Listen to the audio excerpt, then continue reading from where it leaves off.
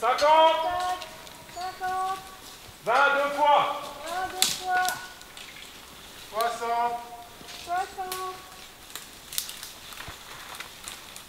70.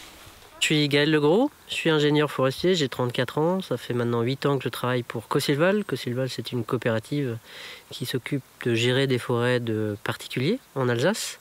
L'utilisation récente des images satellites nous permet depuis peu de gagner un peu plus en information préalable. Donc on n'a pas systématiquement besoin de se déplacer pour voir la totalité des forêts ou des arbres que l'on a à diagnostiquer.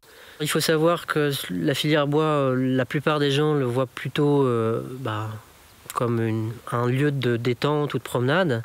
C'est aussi finalement un espace économique, ça fait vivre un certain nombre de personnes. Rien qu'en Alsace, il y a à peu près 20 000 personnes qui dépendent directement ou indirectement de la filière bois. Et un chiffre qu'on connaît assez mal mais qui est quand même très frappant, c'est qu'en France, la filière bois, tout confondu, du plan jusqu'à la charpente, ça représente à peu près 500 000 emplois, ce qui est plus que la filière automobile en France. Le comptage, en fait, c'est une opération pour pouvoir donner une valeur économique à une forêt qu'on va vendre. Donc, pour lui donner une valeur, il faut savoir quelles essences on a, compter chaque arbre un par un, déterminer son volume avec son diamètre, sa hauteur, et déterminer son utilisation. Est-ce que ça va plutôt être utilisé pour faire des meubles, de la charpente ou du bois énergie? Ça n'a pas du tout le même prix en fonction de l'utilisation, et c'est un peu toute la science du forestier là-dedans, dans cette opération, où il va pouvoir répartir par qualité les différents arbres et leur donner une valeur in fine.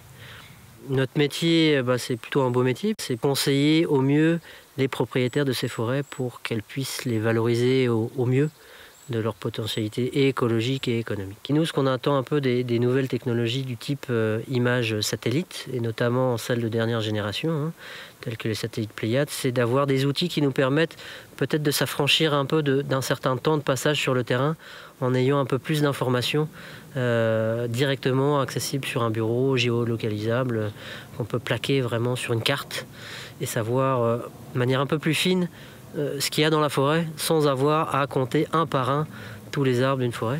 Et, revenir en arrière nous paraîtrait un calvaire. 22 fois, 60,